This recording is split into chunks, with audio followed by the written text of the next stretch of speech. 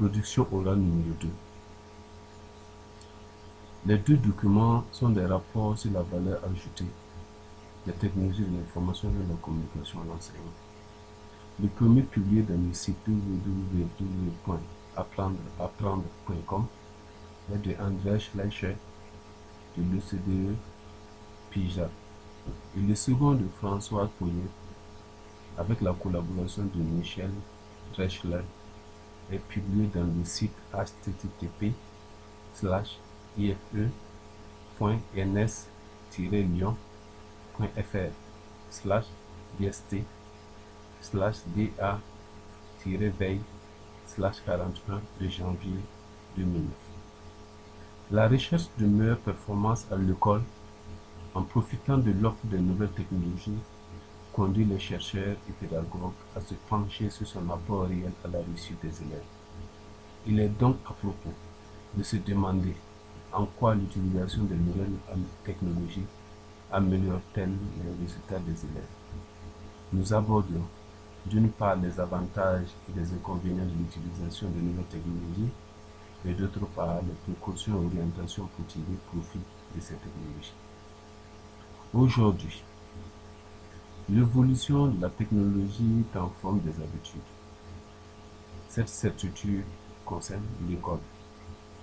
Placée au niveau des enseignements comme celui des apprentissages, les nouvelles technologies sont incontournables.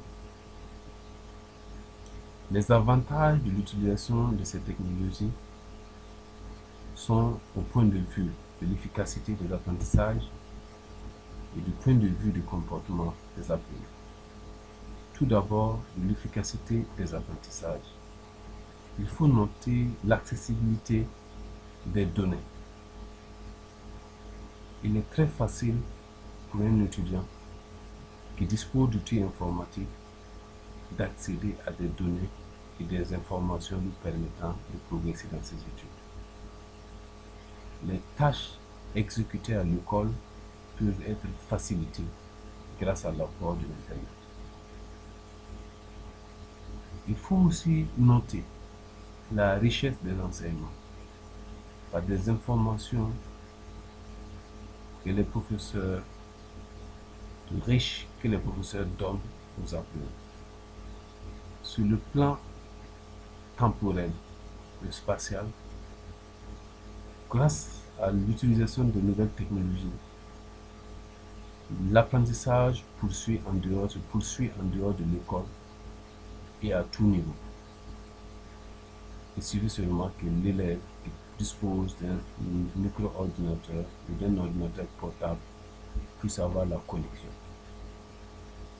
Du point de vue du comportement des apprenants, il y a une certaine motivation qui est installée eu égard à la manipulation de l'outil informatique. Un autre aspect est celui de l'attention qui est soutenue grâce à la concentration autour des données à exploiter sur les nouvelles techniques.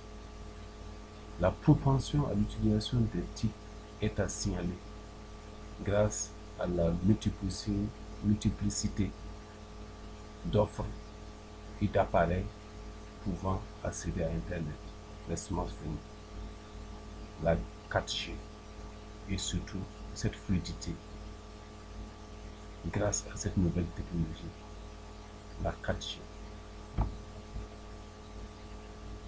Mais tout cela n'a pas que des avantages. Des inconvénients aussi peuvent être soulevés. À ce titre, il y a les dérives et les attraits de ces nouvelles technologies. Au titre de ces dérives de l'utilisation de nouvelles technologies, nous pouvons noter le risque pour les enfants qui utilisent l'Internet et les réseaux sociaux. Ce risque-là se situe à plusieurs niveaux. Au niveau de l'utilisation ou de la consultation de sites dangereux, au niveau même de la déviation qu'occasionne l'utilisation d'Internet. Un autre aspect est l'atteinte à la vie privée. Internet permet de consulter des données mais on y stocke aussi nos données. Et lorsque cela n'est pas contrôlé, les individus malveillants peuvent accéder à ces données et créer d'autres problèmes. L'attrait de nouvelles technologies peut désorienter les élèves par un manque de réflexe dû à l'habitude de consulter des données, par une baisse de la productivité. Les résultats sont mitigés lorsque des élèves sont accros à l'informatique. Il y a un manque d'imagination ou une faiblesse dans l'imagination parce qu'il y a une certaine facilité d'accéder à l'information grâce à Internet. Les élèves sont conditionnés lorsqu'ils sont accros à l'Internet et des problèmes d'acuité peuvent aussi être soulevés. Face à tout cela, des précautions et des orientations pour profiter utilement de nouvelles technologies de l'information doivent être prises. À ce titre, une bonne utilisation des nouvelles technologies et une formation peut, à notre sens, juguler ces inconvénients. Au titre de la bonne utilisation de la technologie de l'information, nous notons les programmes d'enseignement adaptés qui peuvent être utilisés. Un enseignement et une sensibilisation des élèves sur les dangers dans l'utilisation des technologies. Au titre de la formation, nous avons la protection des données sur Internet et les réseaux sociaux, la protection du logiciel approprié, la production de logiciels appropriés, l'équipement, par exemple, de salles avec des ordinateurs et la création d'espaces avec des connexions en haut débit pour les élèves et étudiants qui n'en disposent pas. Au terme de cette réflexion sur l'apport des nouvelles technologies à l'amélioration des résultats scolaires, il ressort que l'ensemble de la population, dans leur majorité, affirme reconnaître son apport.